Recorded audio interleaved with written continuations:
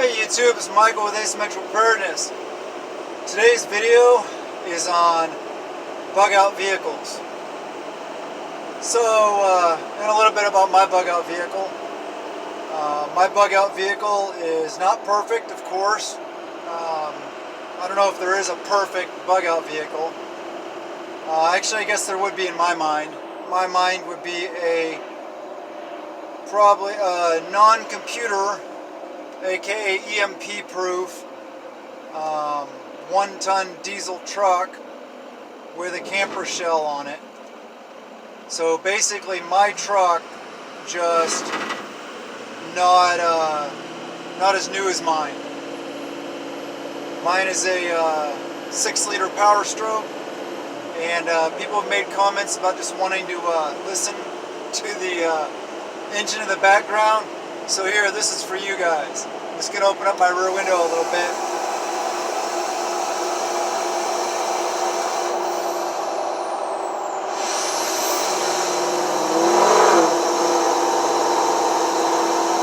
There you go. That's just a little bit of fun. Tell you guys, some people might like that. It's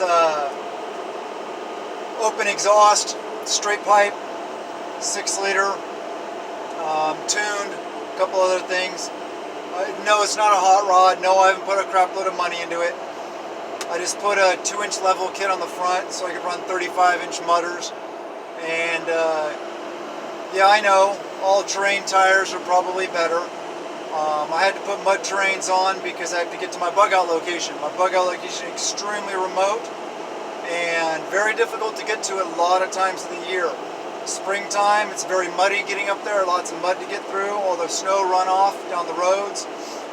Wintertime, it's very snowy, icy, stuff like that. It gets really cold up there. And then in the summertime, the dirt up there is like powder. It's crazy because it gets so dry, it's like powdery. So a lot of times of the year, could I make it up there with all-terrain tires? Maybe. A lot of times it takes my, big mud tires, all-wheel or chains on all 4 tires, and all of my many years of 4-wheeling experience to get up there. So yeah, it's extremely difficult to get to, which is a good thing, I think. But bug out vehicles, they got to be capable of getting where you're going, My little Toyota Camry is not going to get up there, period. No ground clearance for the rutted roads, no traction, front wheel drive, stuff like that. No carrying capability. So what I look for is towing capacity, towing capability for your trailer or whatever you might have or be able to get prior to an event before you have to bug out. I look at the power of the vehicle, towing capability, the off-roading 4-wheel capability, the ability to get to places that are hard to get to. I look at ground clearance, tires. You can put any tires on any vehicle. Look at the availability of locking differentials. Mine does not have locking differentials. I was thinking about getting an air locker or an e-locker up front and maybe another one in the rear, or just a good old Detroit locker in the rear. I don't know. Like I said, my vehicle's not perfect, but it does the things. Barring an EMP, this is the perfect bug out vehicle to me. As it'll tow almost anything. It'll get up almost anything. It has tons of torque. It has, plenty of power, traction. Traction is the only thing, limited by the fact that I don't have locking differentials. But yeah, I recommend at least a large SUV. Older is better because it's simpler to work on in an SHTF scenario, not just EMP. Would this truck be easier to work on? The availability of electronics and stuff if they failed? No, it wouldn't. Like I said, it's not the best option, but it's what I have. And no, I don't have this big truck lifted on these big, huge mud tires driving around like a pavement queen. used my truck, and all I did is put, like I said, put a 2-inch level in the front. It was like $100, just so it would give the clearance to run 35-inch tires, which are the best option for this truck. Could I run 35s? Yeah, I could run 37s. Yes, I could run 37s on this also, but that was a massive hit on fuel economy. Run 35s, tuner pretty much negated those effects, the loss in fuel economy, and gained me a little bit. You know, I mean, I'm getting anywhere from, if I'm getting on it, of course, you know, I'm not talking about that. I'm getting anywhere from 16 to, at the worst, 18-ish average to 24 miles per gallon on the highway. Not towing, not carrying heavy loads, of course. So, in depth, I'm going to do a Patreon video on this truck. So if you want to see the in-depth video, the film around the outside, talking about what I carry in it, more of the specifications on it and stuff like that, head on over to Patreon. It's $1 a month.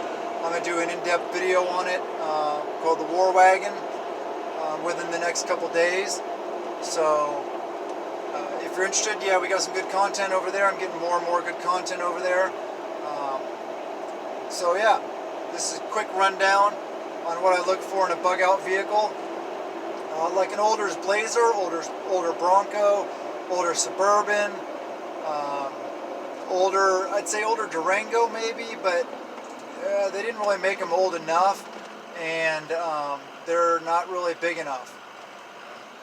You know, they're kind of a smaller SUV, but they're a good option also.